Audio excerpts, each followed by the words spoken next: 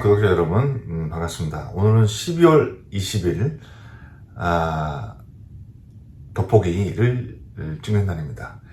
오늘 찍는 이유는 여러분도 아시다시피 지금 3일, 4일째, 지난, 금요일도 그렇고, 오늘 월요일도 그렇고,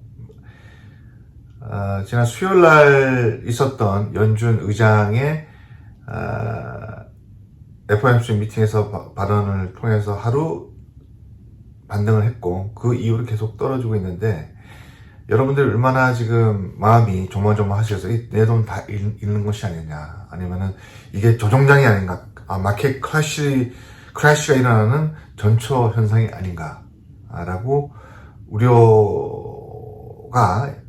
있을 것 같아서 다시 한번 여러분한테 용기와 꿈을 드리려고, 그냥 정신적인 용기가 아니라 실질적으로 이게 도대체 이 미국 현재 주식시장에 어떤 일이 벌어지고 있어서 이렇게 불안하고 지속적으로 떨어지고 있는지, 과연 이것이 스탁 마켓이 크래시되는 전초 현상인지라고 거에 대해서 잠깐 말씀을 드리겠습니다. 오늘 다우존스 지수가 위시에서 S&P 500, 그 다음에 나스닥, 러셀 2000 이렇게 네 지수가 동반 하락을 했고 하나도 오른 게 별로 없어요. 거의 다 대부분의 인더스트리와 서브 인더스트리와 섹터가 동반 하락을 했습니다. 제가 저번 시간에도 말씀드린 이런 시장은 노이즈다라고 말씀을 합니다. 특히 12월 20일 크리스마스가 내일 모레인데 이렇게 떨어지는 장은 우리가 어떻게 받아들여야 되느냐, 이게 굉장히 중요합니다.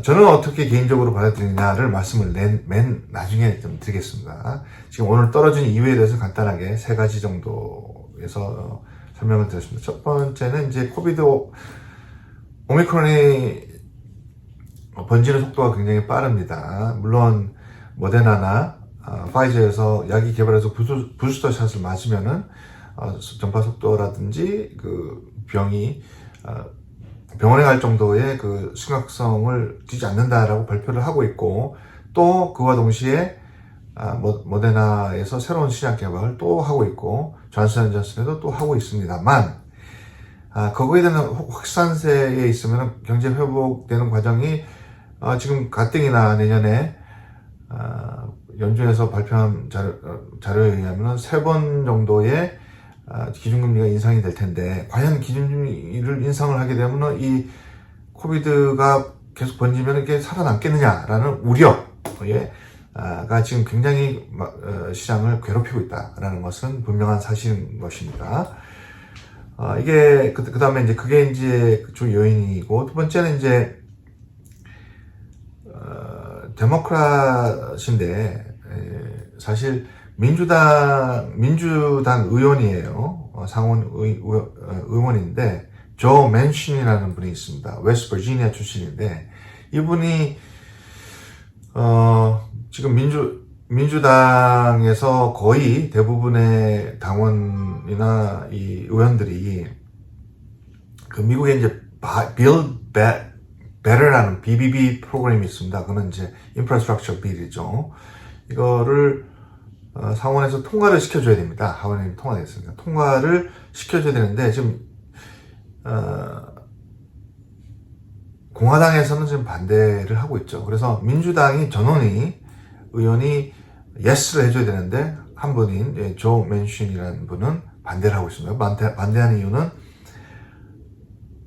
약 $2 트릴리언죠. $2 트릴리언가 쓰이는 걸 보니까 이분이 원래 이제 광산업체에 투자하는 출신입니다. 그래서 웨스트 버지니아의 광산업체랑 굉장한 밀접한 관계가 있습니다. 그래서 자기가 이제 속해져 있는 당이 민주당이지만 이분이 여기까지 상원의까지 오기에는 많은 당원 또는 비당원, 웨스트 버지니아의 시민들이 이분을 많이 지금 지원을 하고 있기 때문에 그 광산업체들하고 관계가 많습니다. 웨스트 버지니아 쪽은.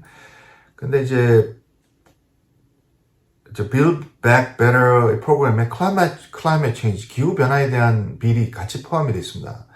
근데 거기에는 광산업체에 대한 지원은 빠져 있는 거죠. 근데 이런 것에 대해서 굉장히 이분은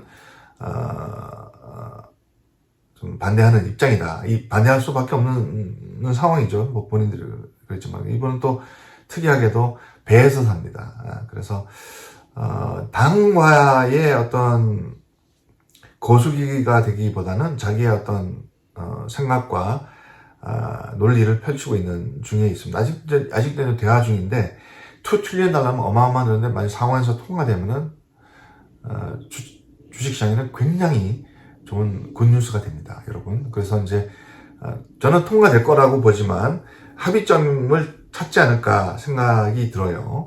네, 그래서 지금 현재 그런 불안한 요소들이 또 계속 생기고 있다는 것은 시장 마켓은 안 좋은 거죠. 근데 여러분들이 관가해서는 안 될 것은 외부적인 펀더멘탈이라든지 시장 마켓에 직접 관련돼 있는 거시경제라든지 지금 거시경제 지표는 11월 달만 하더라도 그 컨슈머 스펜드 소비자의 그 지출이 0.3%인가 0.8%인가 더 늘어났어요. 그러니까 지금 사람들이 돈을 쓰고 있고 펀더멘탈은 지금 계속 좋아지고 있는데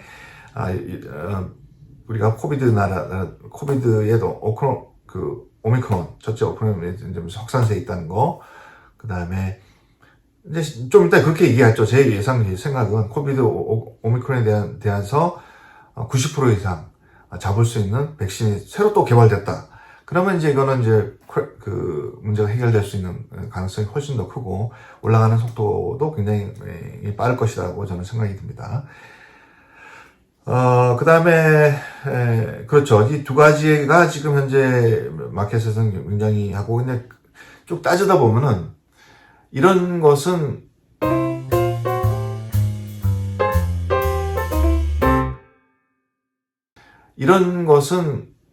이제, 조정장이 아닙니다. 조정장이 절대 아닙니다. 여러분, 그거는 제가, 말씀드리겠습니다. 조정장이라는 게 마켓 크래시다 라고 생각하시는 분이 일부 있을 수 있으나 지금은 아니다는 거.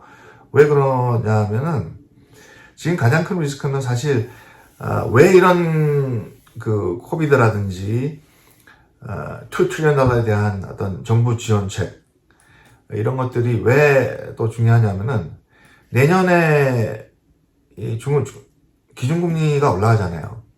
기준금리가 올라가게 되면 지금 현재 S&P 500 회사, 나스닥 회사, 100대 회사에 이렇게 그 debt ratio라고 그러죠. 부채 비율이 이렇게 적은 적은 역사상 처음입니다, 여러분.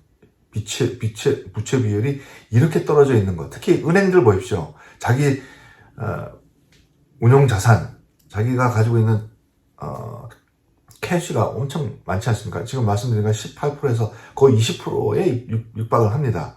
그러니까 정부에서 너 이만큼 이상은 가지고 있었는가 10%인데 지금 거의 배로 가지고 있어요. 그런데 이제 만약에 기준금리가 올라가면 은행주 쪽은 좀 강화되겠지만 나머지 특히 하이텍 쪽은 데트 레이시가 올라가겠죠. 특히 펀더멘탈이 쳐내지 못하는 기업은 굉장히 조정을 받을 가능성이 커지니까 거기에 대한 우려가 굉장히 커지니까 나스닥 지수가 좀 더 많이 떨어졌는데 지금 나스닥 지수 같은 경우는 14,900선을 유지하고 있습니다. 15,000 밑에 언저리 지금 있죠. 14,000 거의 13,000불대 쪽으로 내려갔다 다시 올라간 거예요, 사실. 그래서 14,900이라서 작년 10월달, 올해 10월, 9월달에 있었던 좀 하락장하고의 거의 비슷한 수준에서 떨어지는 그 이상 그 서포트 라인을 유지하고 있다라고 보여집니다. 약간 더 올라갔네요. 14,984로 지금 달리고 있습니다. 그러니까 여러분들이 자꾸 넘어만 보게 되면 계속 3일째 계속 떨어지니까 이거 팔고 나와야 되지 않는 시장이냐라고 생각하시는데 역대적으로 봐도요. 지금 여러분 마켓 크래시라는 거는 지난 100년사를 보면 10월 달에 온 적이 없어요.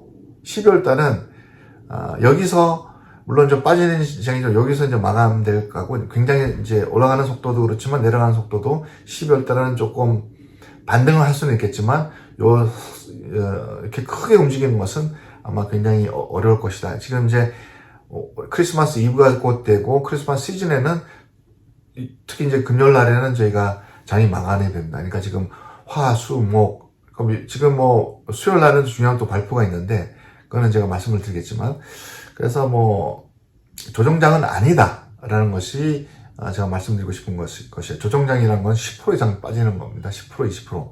여러분들 가지고 있는 거는 전체적인 폴폴가 10% 이상, 10%, 20% 이런 식으로만 빠지게 되면 이번 장이에요. 그런 시장은 아닙니다. 뭐 어떤 분은 30% 이상 빠지는 시장이라고 생각하시는 분이 있는데 조정장은 아니라는 것을 여러분한테 말씀을 드리고, 지금 주로 크래시가 만약에 난다 그러면은 내년 3월 또는 10월입니다. 저는 그렇게 예측을 하고 있거든요. 주로 역사적으로 보면은 그 전에 어떤 이벤트 드리븐이 있을 때 안 좋은 배드 뉴스가 나오기 시작하는 시점이 1월달 중순이 되고, 은행주를 포함해서 그때는 저희가 제가 방송에서 얘기했다시피 그 리밸런싱을 이제 헤비하게 할 겁니다. 내년 1월달 한 중후반에. 그런데 이제 3월달이든지 크래시가 오게 되면, 만약에 크래시가 온다 하면 내년 3월달이고, 꼭 온다는 게 아니라 만약에 오게 되면은 주로 그때 왔어요. 아니면 10월달입니다. 그렇기 때문에 2022년의 3월달 또는 10월달에는 조정장이 올 가능성이 항상 있다. 저는 그렇게 생각을 합니다. 그럼에도 불구하고 지금 상원에서 이 크립토커런시에 대한 법제화를 좀 진행 중인데, 은행위원이 있습니다. 은행위원회에서 의사결정을 하는 툼미라는 리퍼블컨입니다. 펜실베니아. 그 다음에 신티아 루미스라는 두 분이 좀 지금 법제화를 하고 있는 지금 리더십 그룹에 있죠. 근데 이 두 분 다 비트코인을 소유하고 있습니다. 25만 불 정도 한 분은. 그렇기 때문에 저는 법제화하는데 좀 긍정적으로 저는 생각이 듭니다. 그래서 아마도 만약에 이제 비트코인에 대해서 이런 거는 해도 되고 이런 거는 돼야 되고 법률상 이렇게 되고 세금은 얼마씩 어떻게 해서 하고 소비자 보험, 투자자 보험은 이렇게 해라라는 어떤 명문화된 법이 나오게 되면 훨씬 그 비트코인을 위시한 크립토커런시 마켓은 성장이 굉장히 빨리 될 것이다 라고 예측이 됩니다. 그래서 지금 현재 진행형이라는 거, 이 와중에도 오라클이 제가 말씀을 드렸는데, 미국 형님 제가 인사노제에서도 제가 말씀드렸는데, 오라클이 결국은 M&A를 내년에 할 거라고 생각했는데, 시동을 오라클이 먼저 걸었다고 그랬죠. 메디컬, 제가 이름이 이상한데 헬트 클라우드라고 그러죠. 그러니까 모든 의료 서류나 이런 것들을 클라우딩을 서비스를 제공하는 업체를 인수 합병을 할 거라고 지금 발표는 했지만, 이게 될지 안 될지는 모르겠지만 한 28빌리언 정도 쓸 예정이라고 생각합니다. 그래서 이제 이쪽 오라클 같은 경우는 클라우딩 컴퓨팅 쪽은 좀 약화되어 있기 때문에 좀 빨리 캐치업을 하지 않을까라고 생각하고, 이 와중에도 스펙이라든지 상장은 아직 준비 중인 회사가 굉장히 많다는 거 여러분 말씀을 드립니다.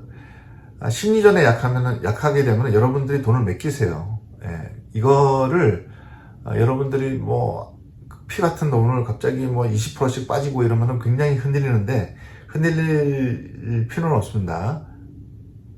그냥 넘버입니다. 그리고 이제 마지막으로 이제 말씀드리고 싶은 것은 지난 한 7, 8차례 정도 이상 된 것 같아요. 테슬라의 일론 머스크가 계속 자기가 같이 보유하는 주식을 한번 팔 때 뭐 거의 1빌리언 정도 이상 팔았는데, 올해 지금 세금 보고를 해야 되는데 자기는 한 11빌리언 정도의 세금을 내야 된다라고, 낼 계획이라고 발표를 했습니다. 근데 판 이유가 아마 세금 관련돼서 세금을 11빌리언을 텍스를 4월 전까지 내야 됩니다. 그러니까 오늘 팔아야 돼 이번에.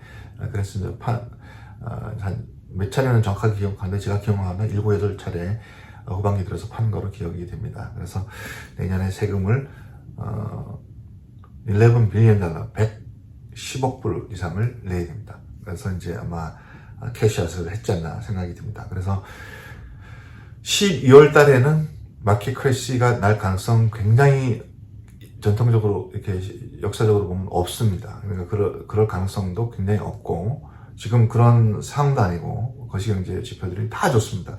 지금 이렇게 실업자 수가 없는 적이 또 없습니다. 기업의 실적은 좋아지고 기업의 부채 비율은 굉장히 역대급으로 제일 낮고 은행들 실적이 좋고 80%의 그 회사들 S&P 500 회사 실적이 예상 실적 이상으로 좋은 지금 현재 미국 주식시장, 증권시장을 속을 새기는 것은 주식시장 자체가 아니라는 거 말씀드리고 싶습니다. 편안하게 눈을 감고 주가를 보지 말고 가치를 보십시오. 감사합니다.